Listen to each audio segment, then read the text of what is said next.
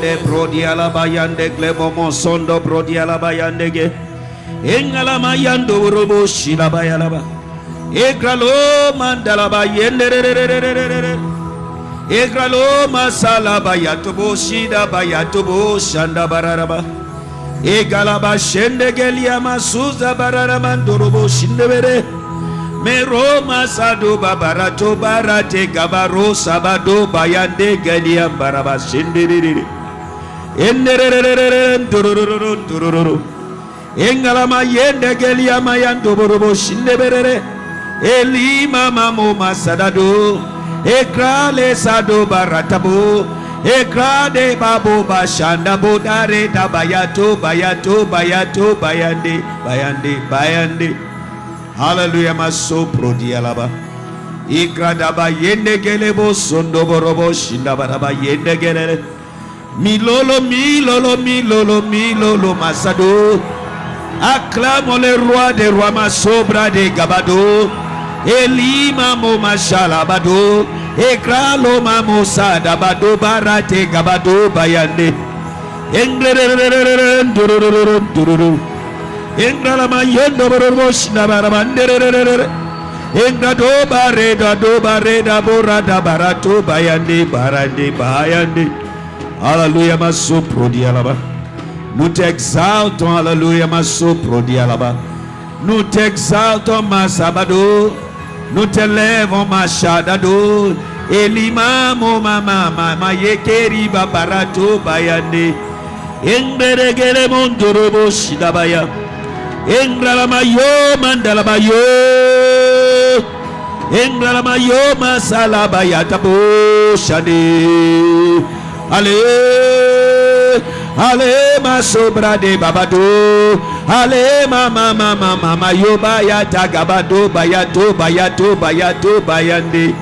Ingralama yende gere dururu.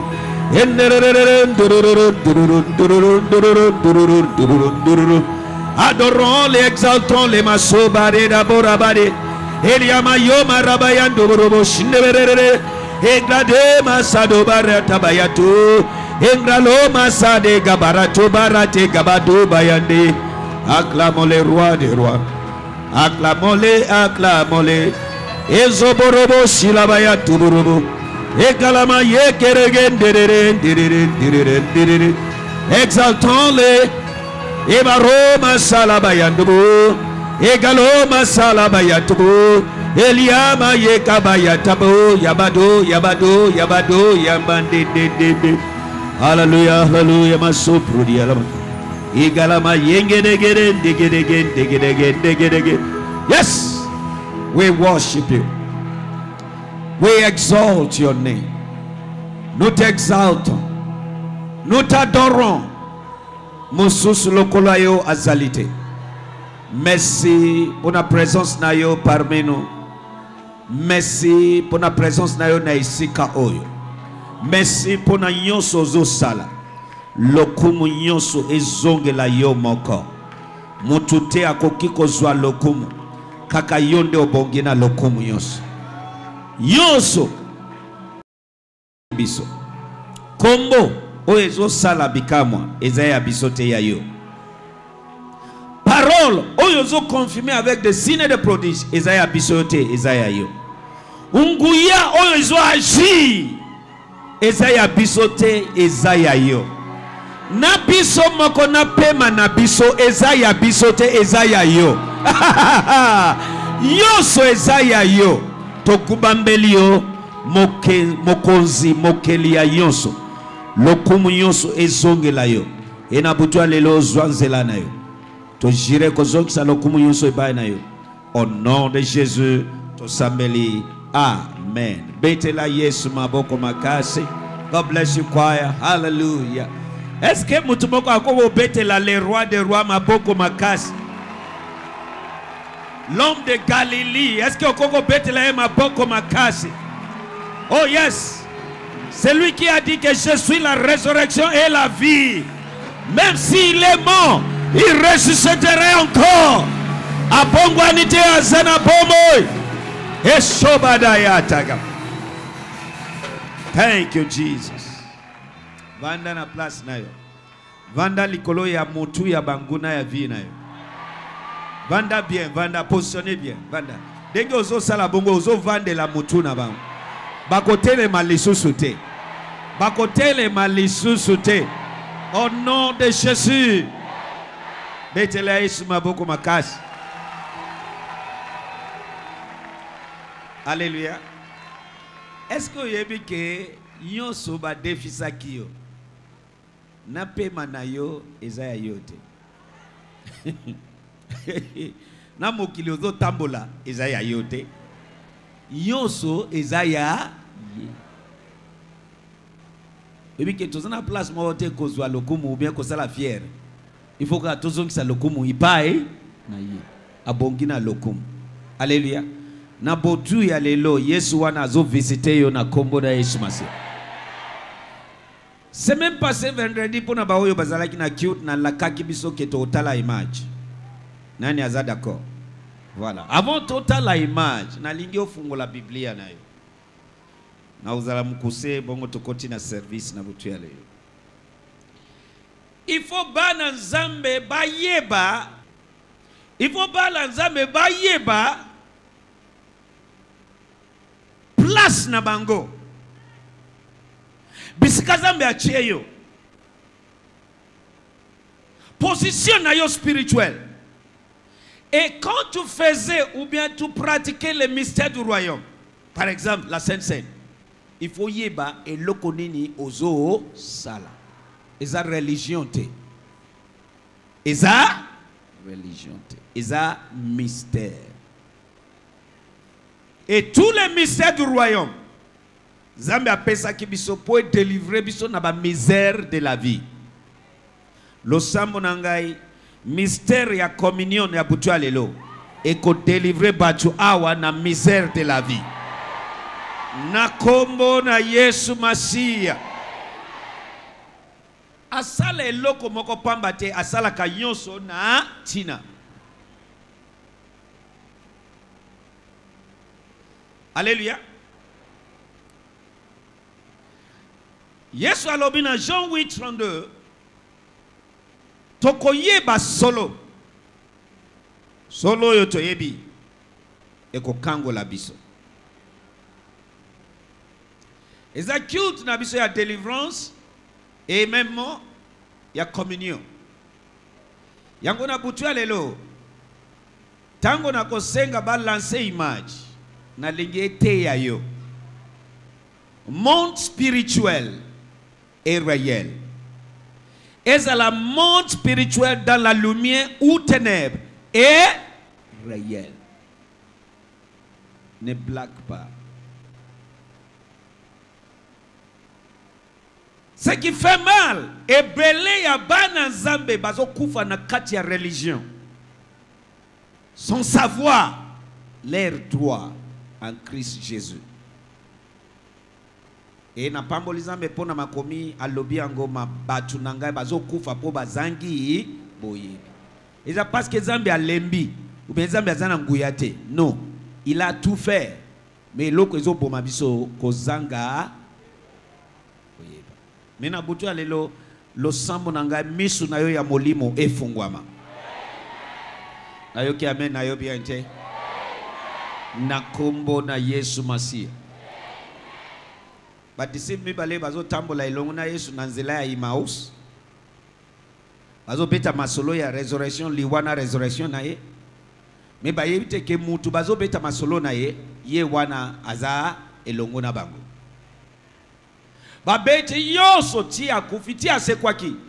Ekomi masolo na ville.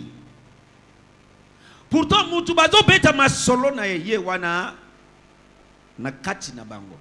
Bazo tambola. Ti akomi na niveau moko. Yango na sambeli na butu alelo misu na yo ya molimo efungwama. Ekai nyonso ezo bare yo misu ekoya na se. Na kombo na Yesu Masiya. Bisika mapamboli na yo eza okomona yango. Bisika benediction na yo eza okomona yango. Mutu nyonso aza lié pona elevation na yo okomona bango. Bako échapper yo lisusu te. Na kombo na Yesu. Yes, ngai na tambula. Yesu aza tozo beta masolo. Mais sili. Alléluia, physiquement. Ba ayeboye ba tamboli ba yebite. Ti apamboli mapa. Tango apamboli ba lie misu na bango efungwami. Mais dès que misu na bango efungwami ba sosoli ke ye a disparaître. Ma pamboli na yo eko disparaître yote. Benediction na yo eko limwa yote. Na kombo na Yesu. Eloko yoso eza source ya benediction na vie na yo ya élévation. Avant de disparaître oko kanga yango. Oko yeba yango. Communion efungoli misu na bango. Yango na butu ya lelo. Na sambeli misu na yo ya molimo na ya physique. Efungwama na kombo na Yesu. 1 Corinthiens chapitre 10. Maso prodia mashadaya. Kuna na monde ya ténèbres. Bamiyebi. Koleka même bana nzambe ebele. Mema wa mingi ebele na kati ya royaume de lumière.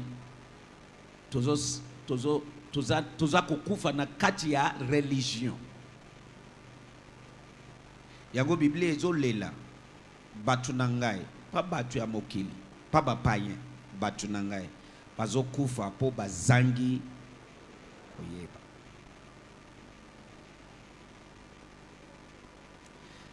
Tango yoso tozo participer na communion ya nzoto na makila na Yesu. Bien aimé, tozo participer en réalité nzoto na emusuni na ye na makila na ye. Alléluia. Et Matthieu nanga eza image tozo tala oyo po mona na yambi bango semaine passée. Po omona ke eza réalité. Mutu ba pesi mauvaise communion na bango. Butu wana réaction e bandi tiko tact. Yango awa na butu lelo na décréter réaction ya tiko tact. Nanzela ya communion oyo na décréter réaction ya tiko tact na soto na yo. Na vie na yo. Soki on dimi beta amen ya soto munene. Alléluia. Mais 1 Corinthiens 10, Elobi. 1 Corinthiens chapitre 10. À partir du verset 15, je crois, si je ne me trompe pas. Verset 15, Verset 15, Darby. Je parle comme à des personnes intelligentes. Jugez vous-même de ce que je dis. 16.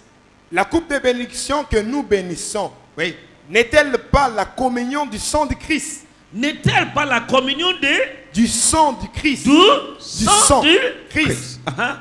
Le pain que nous rompons, n'est-il pas la communion du corps du Christ? 17.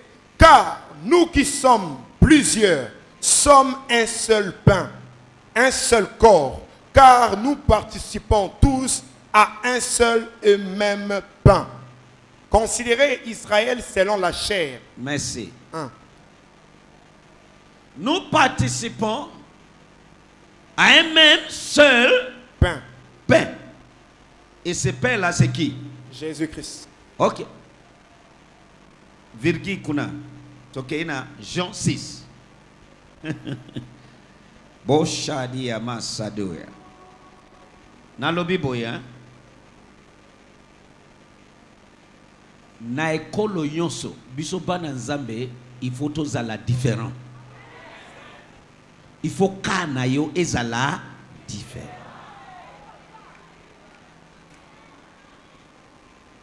Imaginez lui-même avant dina katina yo.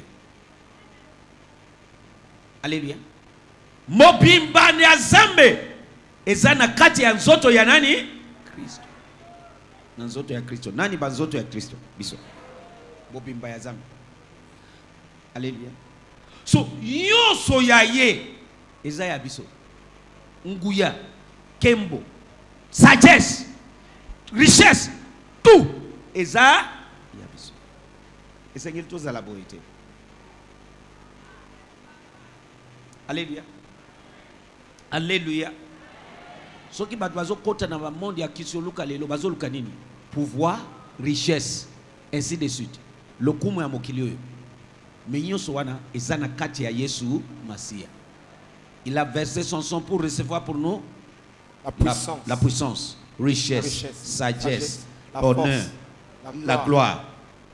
Ou encore la force et la bénédiction. Nyoso ezana kati. Et c'est tous à la beauté. Et c'est tous à la bâtiment différent. Na lisanga ya batu. Lo sambo nangai sense ya butu alelo. Et so envoûté destiné na yo. Positivement. Okokoma distinct. Na métier na yo okozala distingué parmi les autres. Na lisanga ya baninga na yo okozala différent. Ce qui ont dit ngoloba amen ya soto munene. Il faut pas moner le komoko différent na yo. Malgré homme naturel mais il faut pas moner à côté mususu. Tout ça va tu pas mater. Alors la coupe de bénédiction que nous bénissons. Nous fait comment? Bénissons. C'est un coupe naturel. Paix naturel. Mais dès que nous bénissons, échanger. Et ça l'ini. Awa toko yoka lelo. Pondu ya libondo. Na soso na ma loso na madeso. Na fufu na matembele. E baluki e komi musuni. Ya kindoki. E na butu abandiko pumbwa. Les sous-naturels commencent. Maintenant, Banazam n'a posé une question. Satan a l'équizambe. Est-ce que créature a l'équipe créature naïe? Jamais.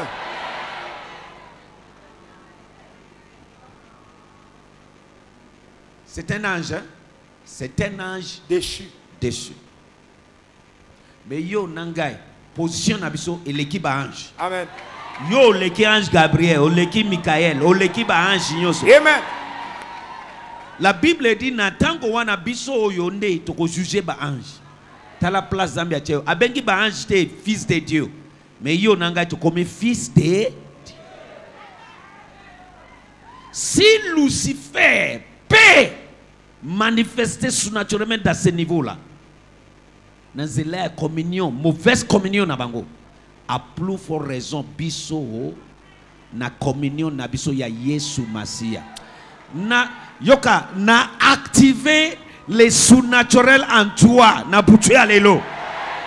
Dengi ozo lia sense noyo. Eloko moko ezo komela yo. Eloko ya sika e bandi na vina yo.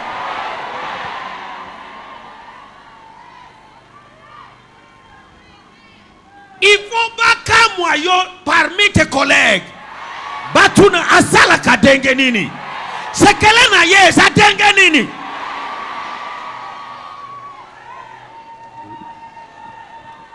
Yangwa lobi batuna nga bazo kufa po ba mi yebi te. Bazo kufa po ba mi yebi te. Ils sont tous allés en captivité parce qu'il manque la connaissance. Isaïe 5 verset 13.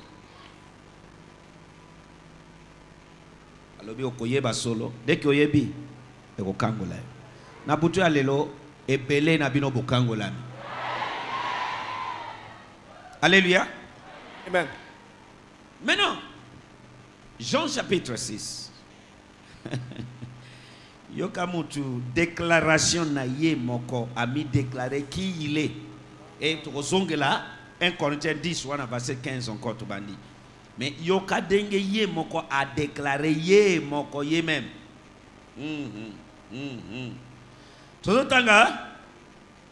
Jean chapitre 6. Oui, verset 48. Jean 6 verset 48 Darby. Moi je suis le pain de vie. 49. 48, moi je suis le 48 pain. alobi nini? Moi je suis Moi. le pain de vie. Est-ce qu'il alobi je suis le pain des morts? Non. À partir à l'élo. Eloko batangi babengi liwa. Et ça la eloko ils ont conduit à la mort. Na vie na yo na zoto na yo. Et disparaître na butu à l'élo. Amen. Soki on dimi lo sambo wana beta caché ya men ya zoto mnene misatu. Amen.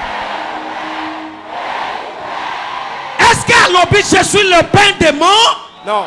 Ou le pain de la mort? Non. Alors moi je suis le pain de vie. Na butu à l'élo yamba bomoy. Yamba liba ya bomoy. Na lobi yamba bomoy. Je suis. Alobi teke lokola. Est-ce que alobi lokola? Non. Je suis le pain de vie.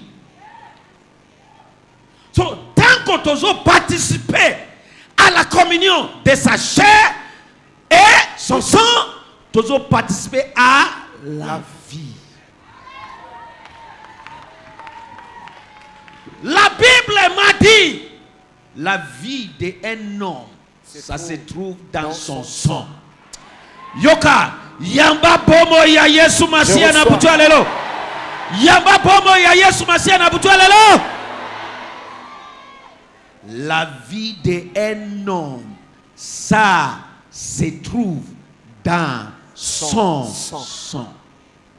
Dès que ma claire mutu esopani, et sili mutu akufi. Bon à kulakisa ok, la vie d'un homme, ça se trouve dans son sang. So, la coupe de bénédiction que nous bénissons n'est-il pas le sang de Jésus? Et le pain que nous bénissons n'est-il pas la chair de Jésus? Et awa alobenini, je suis le pain de vie. Pas nazal lokola. Na butu alelo. Yamba inondation ya bomo ina kati na yo. Amen. Soki oyebi makambo yo ataba fe na yo ekokufa lisusu te. Amen. Parce que loboko oyo ezo simba fe etondi sami na bomo yi. Eloko nazo sala ekoki kokufa te. Est-ce que vous comprenez? Yango ba pesi mapa.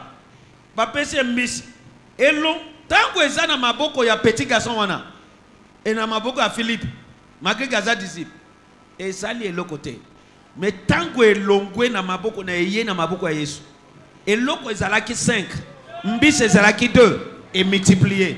Et l'autre yo sezo ya na maboko na yo, et kokufa les sous-souté. Parce que osana kati na yo la vie. Moi je suis le pain De vie. Est-ce que nous avons sur la révélation? Amen.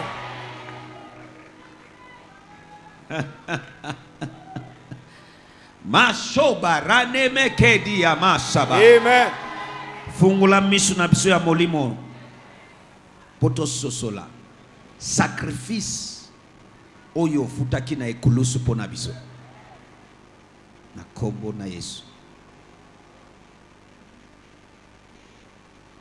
Un créature akoki kosala te koleka créateur.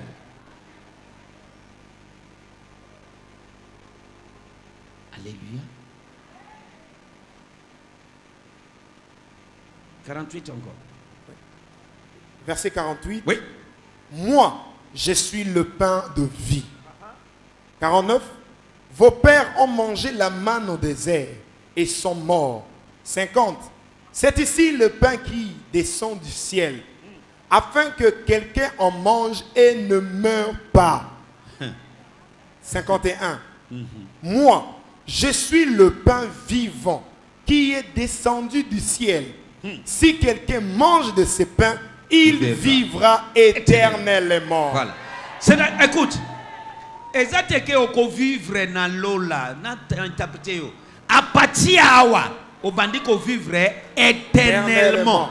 Mais tant qu'on autres yo koufi, on vivre éternellement. Amen. Oh, est-ce que vous me comprenez?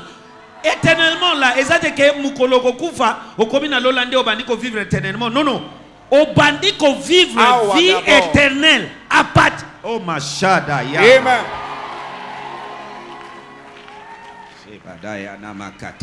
Ok, continuez. 51.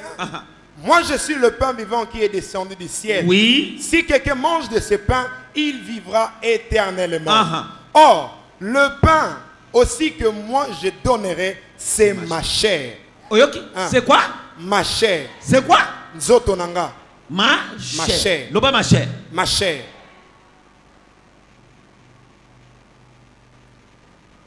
Mais après Aye Koloba, ma chair, c'est en réalité une nourriture.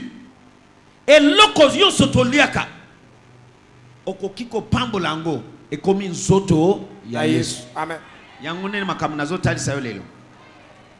Bango pondu ya libondo. Libondo. Ah bon?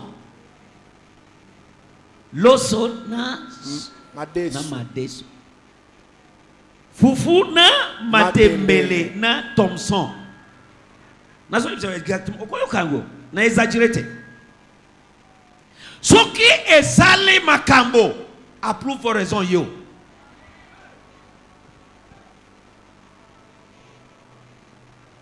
Alléluia. Merci. Or, le pain aussi que moi je donnerai, c'est ma chair. Oui. Laquelle moi je donnerai pour la vie du monde. Est-ce que pour la mort Non, non, du monde, non. pourquoi? La vie. Ok, du monde ango eza monde moko après ici ou bien monde ici? Monde Oh autour. ya baya. Nalobi na butu lelo yamba bomoy. Amen. Nalobi yamba bomoy. Amen. Yesu aye komi pesa po yo ozala na bomoy.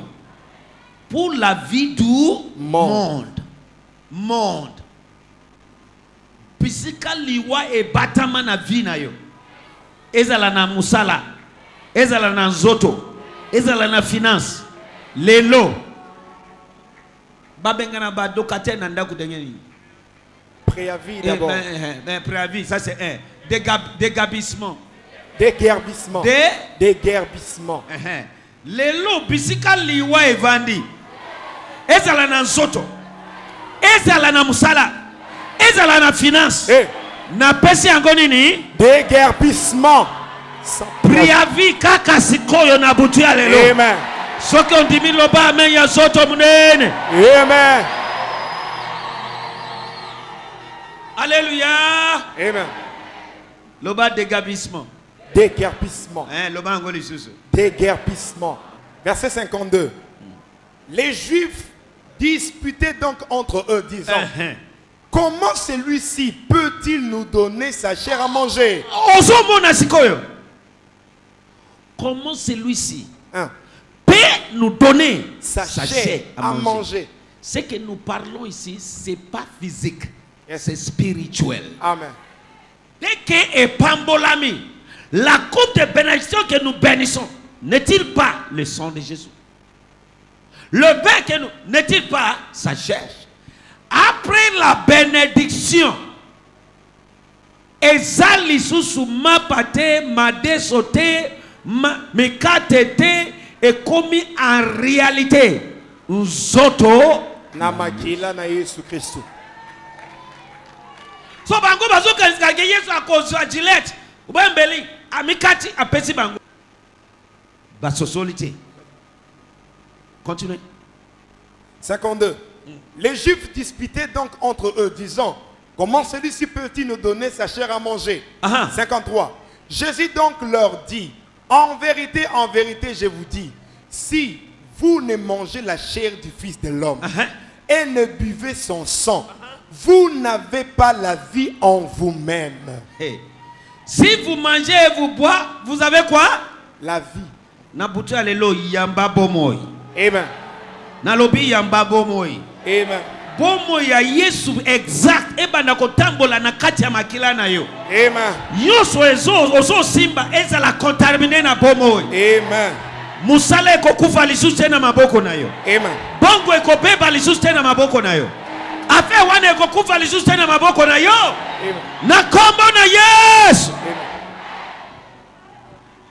mona ba bisika ba déclaration mususu e wutaka mutu azo déclarer loko avec révélation personnelle que musala na boko na ngai koko kufate but baso mona mutu mususu neti aza magicien ou bien nini papa so masuke oyebi ko sambela penza bako lakisa oke ngai naza ya zambi.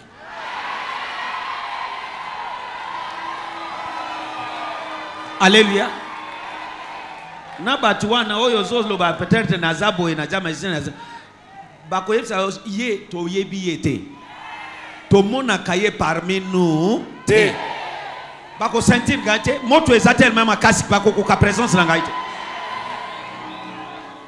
Est-ce que vous pouvez comprendre comme na solo ba? Il faut comme na dimension mon corps à cause de la connaissance de la révélation personnelle. Makambo ekoma sale mana vina yo bazo tuna azadenge ni quel genre d'homme c'est celui-ci. Même le vent l'obéit et la main l'obéit. Nature est comme koto sa moto à cause de degré, ya dimension, ya spiritualité, révélation à Zanango. Alléluia. Amen. So qui Yesu azana dimension wana tango yo zo communier ozo zo communion ya ye yo pe au matin même dimension. Tanga verset 54. Aha. Celui qui mange ma chair et qui boit mon sang a la vie éternelle. Et moi, je le ressusciterai au dernier jour. Je le ressusciterai au dernier jour. Et puis, si on garantit la résurrection dans le Asuka. Amen. Ce qui aussi ok avant Yesu aya avant l'enlèvement. Aux an assurance qui est au côté les mains, au côté de la cité. Nous à cause de la communion. Continuez. 55. Car ma chair est en vérité un aliment. C'est-à-dire, un aliment, c'est quoi? Et l'okotoliaka. Amen. Dès que au pamboli, et comme une zoto ya, yes. Et l'okotomelaka, oyo mwana nzambe amelaka. En parenthèse. Amen. Dès que au pamboli, et comme une nini, makila na, yes.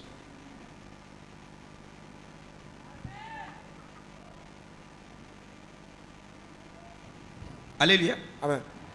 Continue. 55. Car ma chair est en vérité un aliment et mon sang est en vérité un breuvage. Voilà. 56. Celui qui mange ma chair et qui boit mon sang demeure en moi et moi en lui. Demeure en moi et moi en lui. C'est-à-dire Yesu Masia Mobimba, Zambé Mobimba, Emmanuel, Dieu avec nous. Yes. Avant na katina yo. Yo penaka bokomi comme bokomi moko. C'est quoi Yesu akoko échoué? Yesu akoko za la maladie? Abeli mbasu. Yesu akoko bako bwaka ye mbasu na makolo. Jamais papa.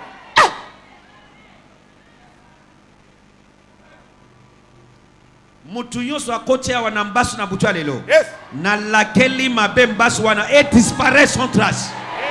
Ba pota yoso na nzoto na yo et disparaît sans trace. Amen. Ba kiste yoso na lobi et disparaît sans trace. Yoka eloko ekoki ko vanda te na nzoto ya Yesu. Parce que a lobi na zele a communion yo. Il demeure en moi et moi en lui. To comme une nzoto moko. Eloko ekoki ko vanda te na nzoto ya Yesu. Et disparaître dans zoto na yo na butu lelo. Amen na yo sepeli singaite. Amen. Nani azo comprendre? Amen. C'est-à-dire par la communion, on est en train de participer dans une réalité invisible. Alléluia. Amen. Dans cela ya communion yo. Ozo participer pensa na yoso oyo e comme si Yesu.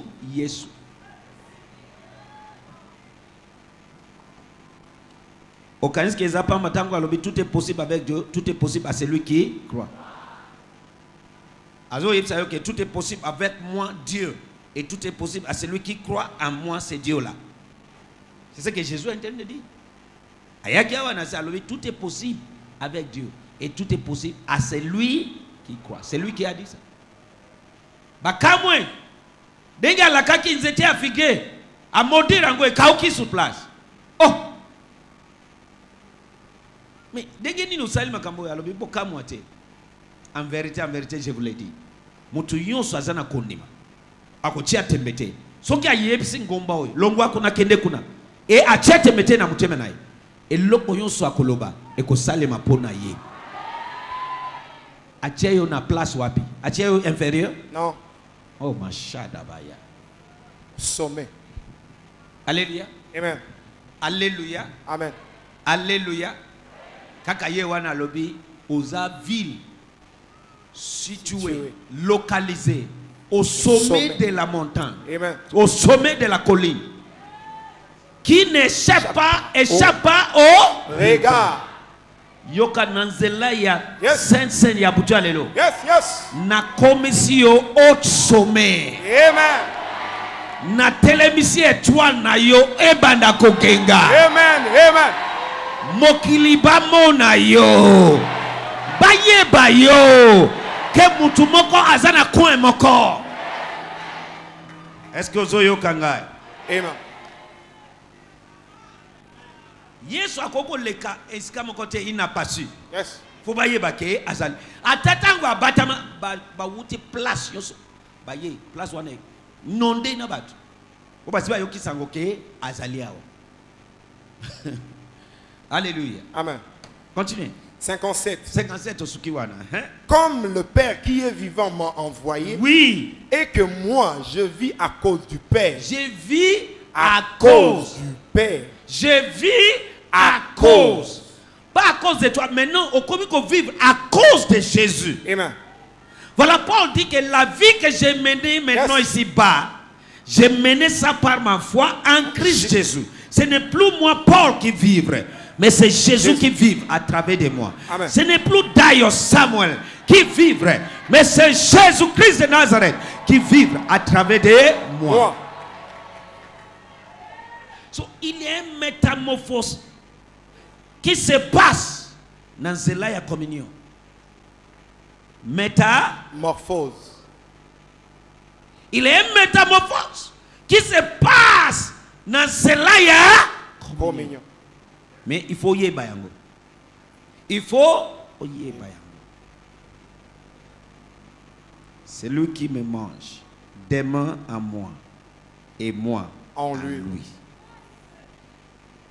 Est-ce que Biskaye Swazali malade est kozala? Jamais. Sida est kovanda? Jamais. Cancer est kovanda? Jamais. Muntu oyo Bible lobi le feu dévorant. Ah. Azana katina yo zana katina e bozamoko le feu dévorant. Est-ce que cancer est kovanda place moto ezali? Ekozika. Batrita cancer na nini na moto? Yes. Rayon X. So denye nini? So tout cela c'est question de révélation personnelle. Alléluia. Amen. Écoute-moi.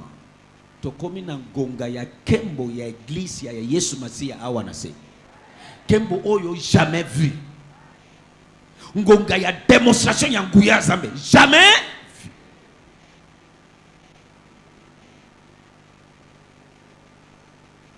Et il faut miyeba. Place na yo. En Christ Jésus. Et ça vient par la révélation. C'est pas par la religion, mais par la révélation. Pas par la religion, mais par la révélation. Et belé bazo ça la religion. Oyoba Luka révélation. Mon peuple sont allés en captivité parce que il manque la connaissance. Pas parce que Dieu n'a pas de pouvoir. On n'a plus de... Non, parce que lui-même manque la connaissance. Bakoti en captivité, il y a Eloko Songolo. Isaïe 5.13, c'est ça? Continue, papa. Oui. 7. 57. Comme le Père qui est vivant m'a envoyé et que moi je vis à cause du Père, de même celui qui me mangera, celui-là aussi vivra à cause de moi. Okokufa lisusu te. Amen. Eloko ebomi baninga na yo ekopoma yo te. Amen. Eloko ebomi yaya na yo ekopoma yo te. Amen. Eloko ebomi papa maman ekopoma yo te. Celui qui me mangera vivra à cause de moi. Vivra. Alobi te kokokufa. Alobi oko vivre. Loba nazo vivre. Loba yango lisusu. Loba yango lisusu. Loba yango makasi. Nazo vivre. Loba yango avec conviction. Nazo vivre. Loba yango avec audace. Nazo vivre. Parce que je crois, c'est pour cela que je parle. Nous aussi nous croyons, c'est pour cela que nous parlons. Awa liwa est englouti par le sang de Jésus. Amen. Yoka, ata yo moko zo luka okufa na pexi liwa likolo na yo. Amen. Si o la kisi kembo ya zambe awa na se. Biso yo soyo. Il faut tout lakisa Christo partout. Amen. Yango balobi chrétien, Christo. Chrétien. Continuité de Christ. Masho branea mando sobrodia. Aga. Yoka na musala na yo bakozala obligé ba reconnaître yo. Amen.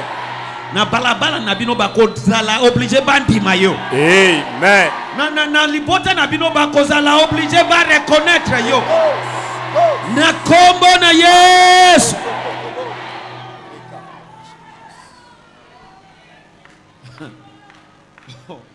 Moutouazana obligé papa. Moutouazana en prison mais bazala qui obligé. Prison obligé. Prison obligé. Moutouba boaki na libulu ya lion. Po lion aliaye. Basalili kita contre un complot. Basala qui obligé. Ba bimisi ba bansi na kiti ya bokonzi. Na misu na bango. Kaka boy na sakoli likolo na yo. Bakosala obligé na tina na yo. Amen. Bakosala obligé na tina na yo. Amen. Il faut ba Daniel ya génération oyo ba lamuka. Ba Joseph ya génération oyo ba lamuka. Ba Meshach Shadrach Abednego ya génération oyo ba lamuka. Amen. Ba David ya génération oyo ba lamuka. Amen. Mais toko lamuka na nzela révélation. Oyo toyebi. Alléluia. Yango soyo kawani. Lingala ya lelo. Aha. Verset 48. Ngai nazali bilei oyo epesaka bomoi. Bakoko na bino tango Ba oyo bazala. epesa kaliwa. Bomoi. Aha. Bakoko. Ngai nazali bilei oyo epesaka bomoi. Bakoko na bino tango bazalaka na esobe baliaka bilei oyo babengaka man.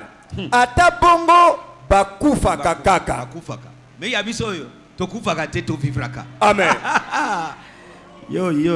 Verset 50. Aha. Kasi bilei oyo euti na likolo soki moto alei yango akokufa te. Basha dabayate. 51. Na lobi boye tango batu bazo kufa à gauche yo zo vivre. Ata osana kati ya mutu ka ebaluki yo kozala sang et seul. Amen. Liwa eza interdit na tina na yo. Amen. Na lobi liwa eza interdit na tina na yo. Amen. Si okolakisa lokumu ya zambe. Aha. 51. Ngai nazali bilei ya bomoi oyo euti na likolo. Aha. Soki moto alei yango akozala na bomoi ya seko. Voilà. Bilei oyo nga nazali kopesa bato ezali nzoto na ngai. Zoto na ngai. Nakopesa yango pona bato bazwa bomoi. Po shabada ya tagaba. 52. 52. Awa alobi boye bayuda Bayuda. babani kotia na tembe balobi. Ndenge nini moto oyo akopesa biso nzoto na ye po tolia yango. 53. Yesu azongiseli bango. Nazali koloba na bino ya solo. Soki bolei nzoto ya mwana ya moto te, spe soki bomeli makila na ye te, bokozwa bomoi ya seko te. Hallelujah. 54. Moto oyo akolia nzoto na ngai pe akomela makila na ngai akozala na bomo ya seko. Pe ngai na kosekwisa ye mokolo ya suka. Écoute, papa, merci. Elema kawana. Oyoki? Moto oyo akolia nzoto na ngai te kumema akozwa bomo ya seko te. Mais oyo akolia azana bomo ya seko. On doit ce que on a. Nazo lié yango na image zotala sikoyo. Biso to lié communion et puis biso nini? Bomo. Bango balé mauvaise communion. Et puis si bango molimo ya liwa. Et bango nyonso komona na image oyo. Bokenda usala nini na butu. Nini bomi mususu alobi 23h 22h mususu minuit. Bosala kanini bango nyonso tokenda ka koloka. Bosala kanini to bomaka batu. Parce que communion balé est derrière esprit de mort. So bazo reflecter liwa. Yo ya yo eza.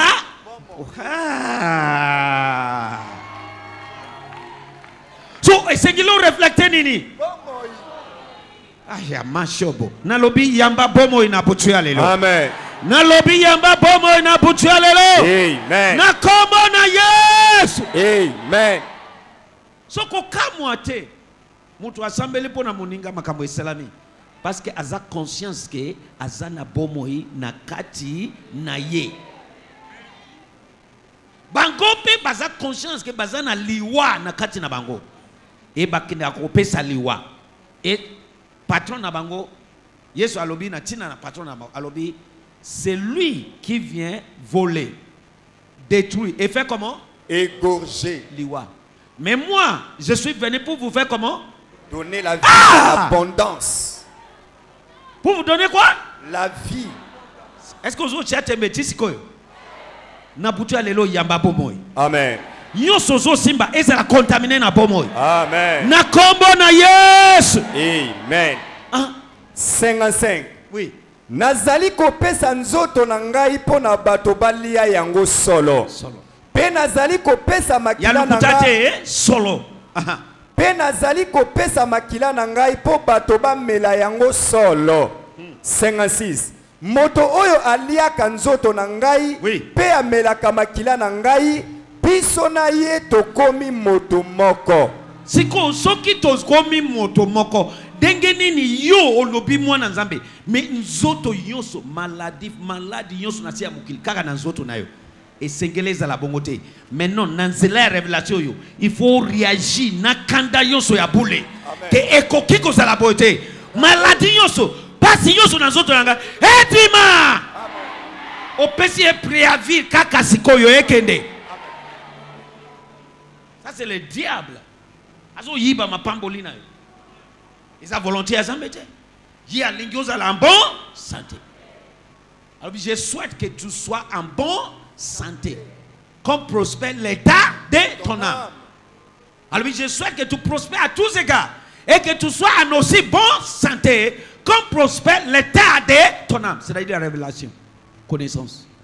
Dès que vous avez dès qu'on a paix, santé na yope et kozala. Dès que vous avez na boyebi. Et que vous avez état de santé na yo. Nalo bakango bana nangai bele ya molimo yo. Bo muna tozana. Babusu baziba mimisi libandi bazawa na watu huko counter atami bale misatu hawa. Na mususu awuti ko bala ozo ze bandi de ya libandi. Me ngai na kozala nani? Na kozala jeune bango baziba komi mukolo nazotika jeune. Révélation. Mususu kutu suki esi kei awa ekomi kaka ebima kaka awa. Na obi atika ngo ponza toche produit e linga la mwa muke. Azana sukite. Alléluia. Amen. Tanga pona ngai papa. 57. Tata oyo atindaki ngai azali na bomoi. Azali na bomoi. Ngai pe nazali na bomoi pona ye. Alléluia. Moto oyo aliaka nzoto na ngai akozala pe na bomoi pona ngai. Est-ce que yoki bisika liwa ezo mela batu ekomela yote. Eloko ezo boma batu ekoboma yote. Bisika baleki bango bakufi yoko leka okokufa te. eloko banyati basila yoko nyata okosila te. Eloko ba meli esilisi bango yoko ekosilisa yote. Est-ce que zo yoka losambu na zoloba? Soki ondimi beta caché ya men ya nzoto munene. Amen. Exception ezali. Mon cas est différent. 58. Oui. Ngai nazali bilei oyo euti na likolo. Nazali te lokola bilei oyo bakoko na bino baliaka. Pamba te bakufaka kaka. Kasi moto oyo moto aliaka bilei oyo akozala na bomoi ya seko. Akozala na bomo ya seko. Nani apambolami? Biso. Maintenant, to tanga oyo po ba discuter denge ni tatan doki oyo akopesa biso musuni na etolia. Maintenant na total la denge nini to zwa katolia ka musuni na etomela ka makila na tanga puna batu mususu po ba yebi amote. Luc chapitre 22 verset 19. Amen. Ozomona, eza mystère. La coupe de bénédiction que nous bénissons n'est-il pas le sang de Jésus? Et le pain n'est-il pas sa chair? Alléluia. Amen. Maintenant, regarde ce qu'il a fait. Luc 22, 19 et 20. Version Darby, j'ai lu au nom de Jésus. Oui. Et ayant pris un pain, voilà, et ayant rendu grâce, il les rompit et le leur donna en disant, ceci est mon corps qui est donné pour vous. Faites ceci en mémoire de moi. Jésus Christ. Amen. Verset 20. Verset 20.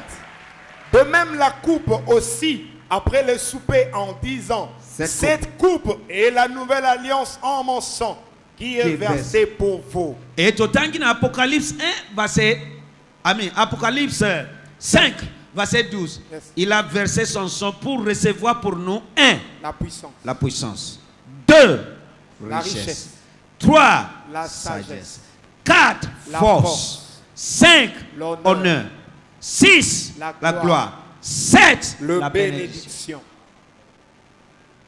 Tout ça est en akatia makila na Yesu. Dengi uzawana osengelo kufa bobola te. Amen na yo isepeli singaite. Aïe aïe aïe. Oyebi papa toyambita tamako n'est-ce pas? Azo souffri.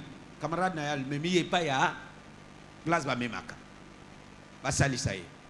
Oye asi akei. Basi ici ma camion so. Ma pesi mallette. Mallette on a contenu combien de millions papa? Hein? 4 millions. Voilà, 4 millions de dollars, pas francs congolais. On dit pas que 4 000 dollars, 4 millions. Na dengi abikile akila ya molili. Siko tango ba asi akei ba bengi na nzela.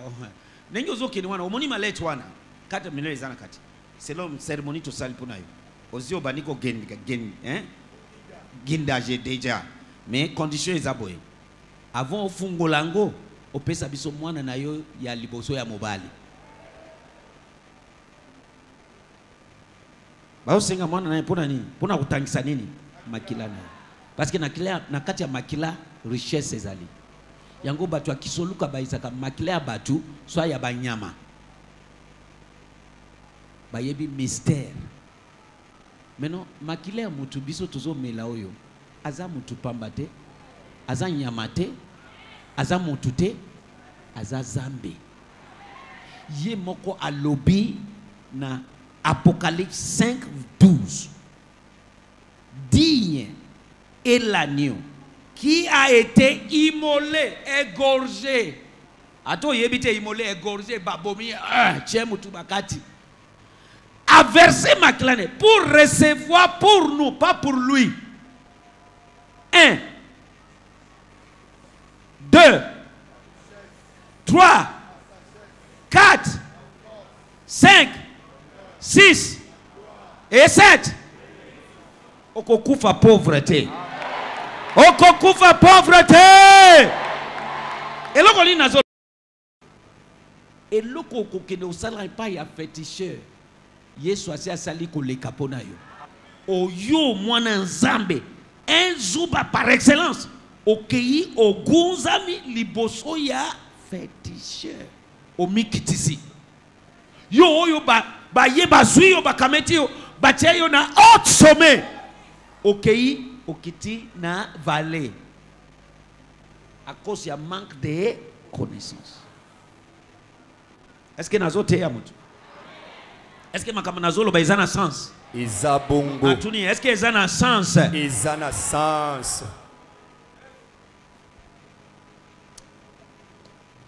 Lingala. Nasima akamati mapa asambeli pona kopesa nzambe merci. Akati kati yango pe akaboleli baye kolina ye alobi. Oyo ezali nzoto na ngai. Na pesi yango pona bino. Oyo ezali nzoto na ngai. Est-ce que alobi oyo ezali lokola nzoto na ngai? Te. Non. Oyo ezali nzoto na ngai. Na pesi yango pona bino. Bosalaka boye pona kokanisa ngai. Nani alobi to sala? Yesu Masia. Tosalaka boye pona kokanisa ye. Kokanisa nini? Ke aye akufaki pona biso to kufa te meto vivre. Amen.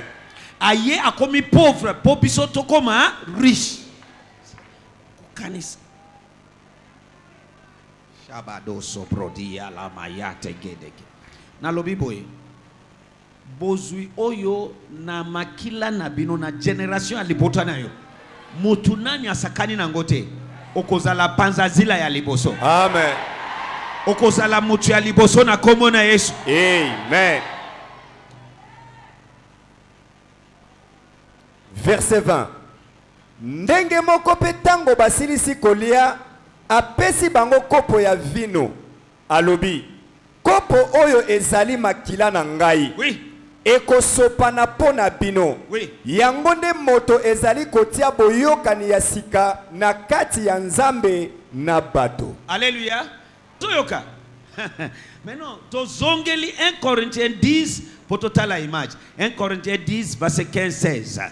Tina 17. Tanga.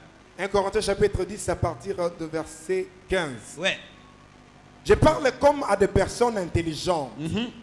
Jugez vous-même de ce que je dis. Voilà. 16. La coupe de bénédiction que nous bénissons n'est-elle pas la communion du sang du Christ? Le pain que nous rompons n'est-il pas la communion du corps de Christ? Voilà. 17. Car nous qui sommes plusieurs sommes un seul pain, un seul corps, car nous participons tous à un seul et même pain.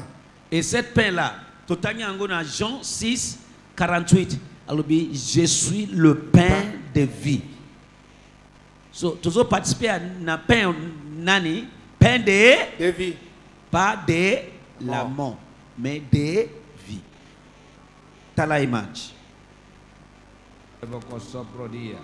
In the name of Shede Boria Tagaba Yatege, Ayatuba Kashada Baraga Tobos Kodia Lava. Eh, nani apesi yo kindoki? Mama Kulutu. Kombo na ye? Koko ya mama Kulutu. Mama nanga koko na ye. Koko na ye. So apesi yo kindoki denge nini? Apesi nga nazale bo mwana na ponda limbondo. Roza? Bo mwana na ponda limbondo. Na pondu ya libondo. De Alessio. Alessio na ngonga nini? Alessio naza bo bebe na ebelo te alipesi nga na lie. Tango za bebe? Naza na mboka. Na mboka? Apesio pondu ya libondo. Siko tango yo le pondu ya libondo eloko nini esalami? Na lie pondu ya libondo abando bimisa ngai. Azo bimisa yo na butu? Tango abimisa kayo ba butu bokenda ka wapi? Tokenda kopumbwa. Tokenda kopumbwa bimisa. Bokende kopumbwa na musalama be na butu. Bobina kana nini? Tobima na 0 So tango ba pesio pondu ya libondo ezalaki pondu boye. Me na butu yo moni bakomi ko bimisa yo. So pondu wana ebaluki komi nini? Pondu ane baluki komi musuni. Komi musuni okay. So mena misu na butu ba pesio pondu ya libondo. Me na butu na molimo komi musuni. So à partir de là comme ko pumbwa bozo kende e mukolo ba pesi yo na butu wana mukolo wana nde bobani ko bima. Okay, mbo place ni bo keiba liboso place te pumbwa kana mboka place na zalai kana mboka wana siko bozo pumbwa bozo kende ko sala nini bozo loka batu bozo pesa maladi bozo boma bozo zali tevandolo kaba bozo loka batu koloka wana bosala ka batu nini par exemple na kati ya loka na bino wana bosala ka nini kuna toloka batu to boma batu boloka batu boboma ka batu so batu ya libota famille ou bien batu oyo boyebite batu oto yebite ba memanga kuna.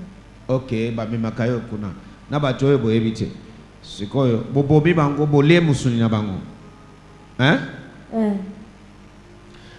na bébé wana oza combien des années ou bien mois bébé wana yebi eloko te na yebi ke oyebi eloko te na lobi oza okoko yeba oza 6 mois, 1 année, 2 ans na tango ba pesi pondu le alibondo wa na ba bébé ba katinga mutolu ba okay tango bakati yo mutolu wana nde okay yo zola nanga okoko yeba ke maintenant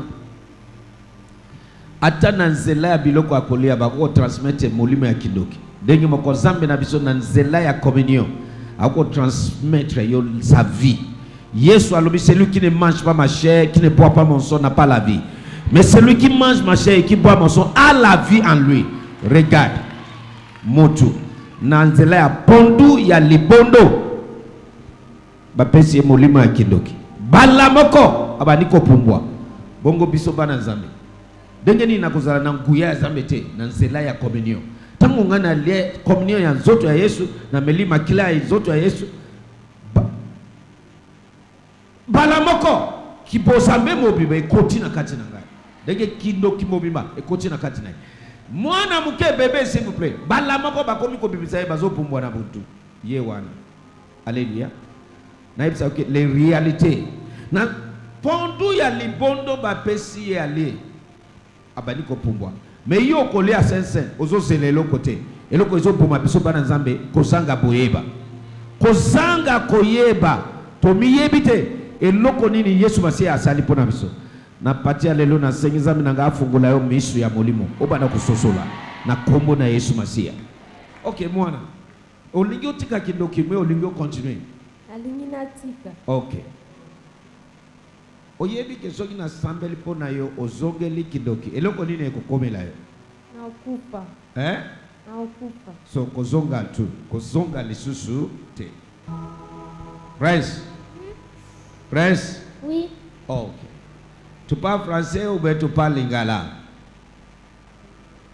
Lingala.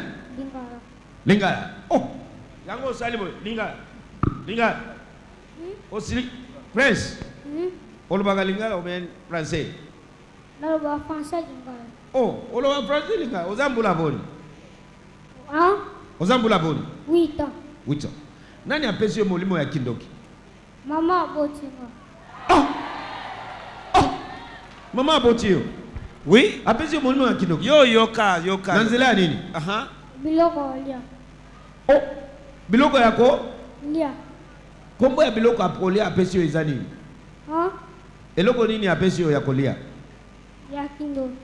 Na lobi eloko nini? Apesi madeso, apesi loso, apesi biscuit, mapa, eloko nini? Fufu?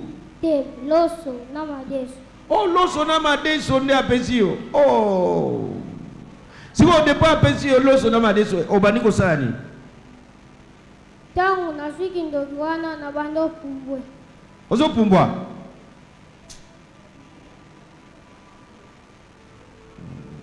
Esali ngonga boni? Batangu ebele tangu na nalo mwa mke. Okay, na tangu ebele depuis oza mwa mke. Okay. Na molimo kuna osi obali? Te, non te. Obali nante, oboti pe nante? Okay. Sawa. So mama oyo aboti yo apesi yo kindoki pona nini? On a bébé ça musala papa biso. Ok, pour bébé ça musala papa la bino. Pour yé na papa bazali susté. Oh, ok, na comprendre. Na yebi yango. Bo bima kana R nini bo pumbwa kana R. To bima ba 0 Tina ngonga nini?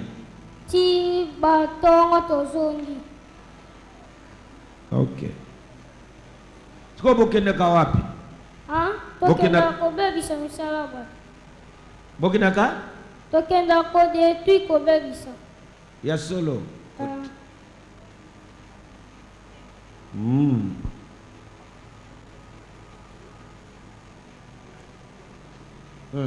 Ayebi kombo mwana wito.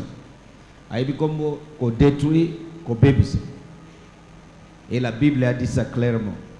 C'est le diable qui vient voler, détruire et égorger. Vous bobomi batu? Bobomi batu? To bomi batu belé. Ebelé hein? Na famille?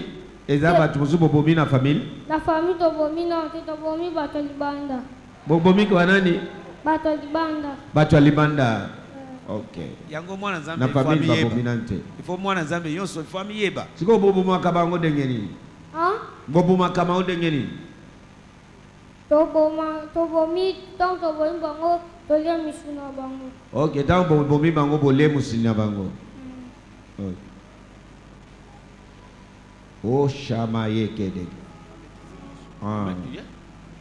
So ba pesio depuis aux abo mwana. Maman pesio. Nanzela ya loso na madeso. Ok. Ya mashabada.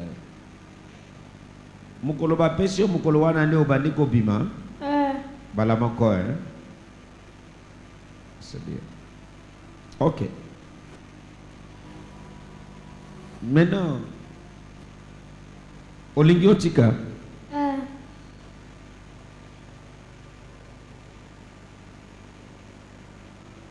Ngai na kosambela pona yo kobanga ile ko maoche. Soki mama ye oya pesio, oyebisi ke ngai na komi ya Yesu Masia. Ne me touche pas au nom de Jésus. Papa na yo lobina yebisi oke na komo na Yesu komeka ngai te. Omeki okokufa. Oyebisi edengwa. Oyoki? Parce que dès que vous aboyez, dès qu'il n'a jamais pour ici, la Bible dit ne touche pas mes oins, comme les oins de Dieu. Okufa. Na sepela kabna bino boza sincère et boye baka vérité. Voilà. Champion. Champion. Comment tu t'appelles? Hein? Samuel. Comment on a eu? Samuel. Hey! Vous avez pas pona ni nazo ganga boy. Oyebi? Pona ni nazo ganga. Oyebi pona ni nazo ganga boy.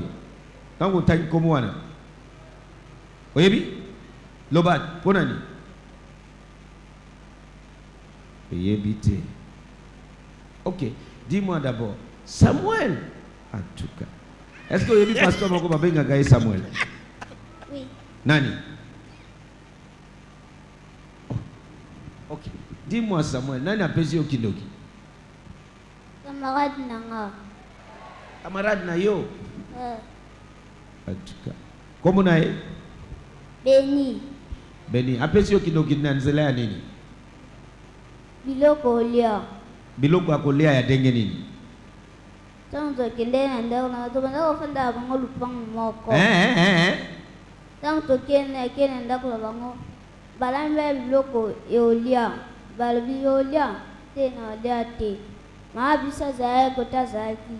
Ayemba moko. Olia. Mamba mona bandi olia kukwe kangaminga na ngona na ebisi mama. Nakyo milamai. Nakyo milamai na ina sanza antila. Na ina sana milima ebo tikangami. Ya solo babesi yo nanzela biloko akolia. Biloko bolia kimukolo wana eza nini? Balamba ki nini mkolo wana? Balamba matembele na fufu. Matembele na fufu.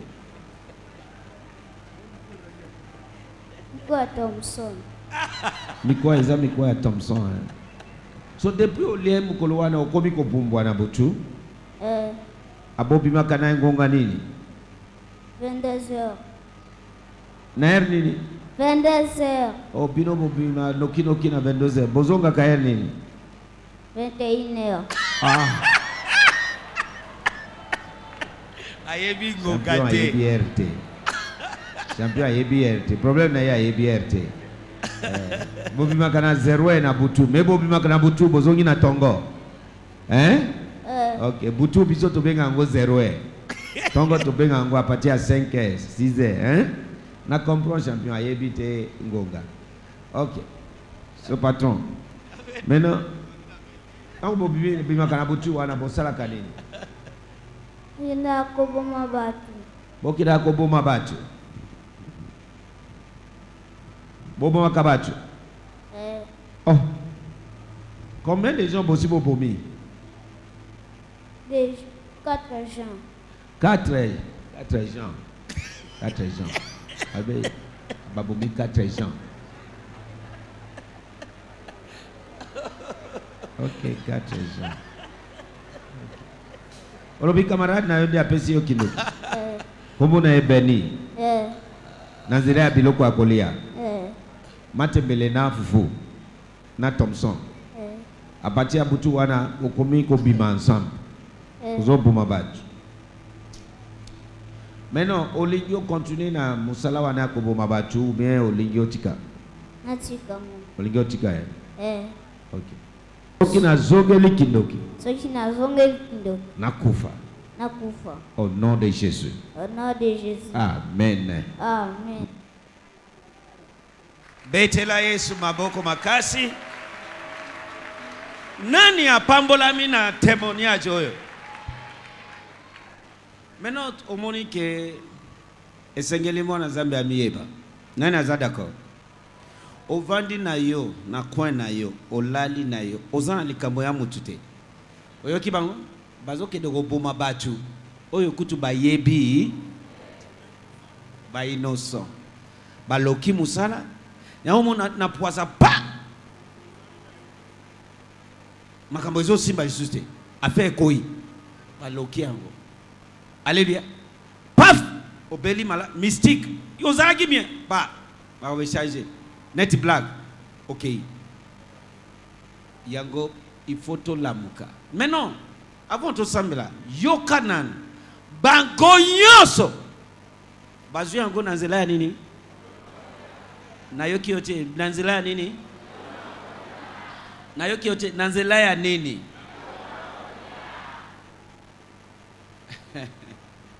Kutu mwana oyo asuka balobi alingi kolia te mama na ene alobi kende olia. Balambi fufu na matembele na Thompson. Ekangami na kingo. Balamoko. Et loko musu il faut noter. Bango nyoso. Une année après te. Un mois te. Une semaine te. Kaka butu wana. So na butu alelo ngai na zoze la témoignage esalema kaka sikoyo. Baki se disparaître kaka sikoyo. Sida elimwa na makila na yo kaka sikoyo. Denge nini yokozwa bomo maladi evanda na nzoto na yo. Eloko ezo conduit à la mort evanda na nzoto na yo. Balamoko. Est-ce que notez yango bango nyoso misatu. Butu wana. Baba ndiko sala nini? Kobumba eza eloko moko naturel. Eza nini? Sous naturel. Mystique, merci. So dengi oyebi papa Nzambe azotala biso na lola. Azotala mateya oyo nazoteya bino. Azotala biso na ba ange. Azolela po na biso bana na ye. Eloko ezoboma biso kozanga koyeba. Asia lobi esalemela yo lolenge ultime. Je ne sais pas si il y a quelque chose où est batama na kati enseignement mais je suis à polele. Azubi loko ya kolia. Alobi ma chair est vraiment une nourriture. Une à lobby encore sans qu'on marche mot à gauche, à droite. C'est-à-dire, n'a pas chef fufu liboso nangai, n'a pas tembele, n'a pas mboli ango, et comme nzoto ya Yesu. Eh, ba maman, est-ce que oyoki? Est-ce que ba épanoué banate ali à kindoki? Mais yo okodoba moi nananga akoko le a Saint-Saint pona ni akomi soki asali baptême do te bazo lokayo batu bateyo sango malamu wana bazaba ndoki ya vi na yo na Egypte tant que Moïse alobi baboma agneau chaque famille eza nini papa, maman et les enfants. Même les bébés. Même les bébés. C'est sa famille. Ok, nalobi famille nabino. Yo kotanga kaka yo. Otanga nani? Na bébé osimi na maboko wana. Aza mutute. Est-ce que bébé o yaza mutute? Est-ce que bébé o yaza mutute? Hein? Ko batei bino ensemo ya lukuta ya satana po ba continuer ko kabela kidoki gratuitement na bana na bino ke soki azamwa mke akoko le ya Saint-Saint qui t'a dit mais na Egypte balé Saint-Saint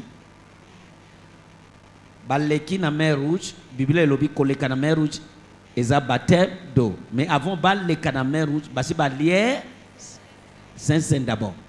So makambo ozi baptême doté et pekisi yote oléa Saint-Saint. Est-ce que nazo te ya moto? Est-ce que ozo comprendre? Talabana mike dengi bazo bebi sabango nanzela ya mauvaise communion na bango. Yango na butu ya lelo. Dengi ozo lia communion yo. Et loko yonso ozo conduit à la mort et disparaître na vie na yo. Et disparaître dans zoto na yo. Et disparaître dans santé na yo. Na kombo na Yesu. Nani asiliki na nzela ya révélation oyo na butu ale? Nani atomboki? Na lingi o telema. O banda ko réagit na colère sainte. Tala balobi bazoloka. Soki balobi bazoloka kosani. Bazoloka musala ya batu. Bazoloka santé ya batu. Bazoloka yonso finance. Bazo détruit. Parce que mokonzi na bango mission na ye voler, détruire, égorger. Même mokonzi na biso mission na ye la vie. Simplement la vie. So mutu apesaka oyo azana yango. Bango bazana liwa, so bazo kabela liwa gratuitement. Biso, offelement. Biso pe tozana bomoy, so il faut to kabela nini? Na ye atanke mutu amiye bi na butu lelo. Na kabeli yo bomoy na kombo na Yesu. Na injecte yo na bomoy ya Yesu Masia na butu lelo. Na kombo na Yesu Masia. Soki bazo pesa liwa, me biso bomoy. Ozomona ke esengelite musala maboko na yo kufa. Bongo esengele kufa na maboko na yo te. Afe na yo ekoko kufa te. Parce que na kati na yo makila ya bomoy. Ezo sala nini? Ezo tambola. Est-ce que tu go bete la Yesu maboko makasi? Oh shabadaya.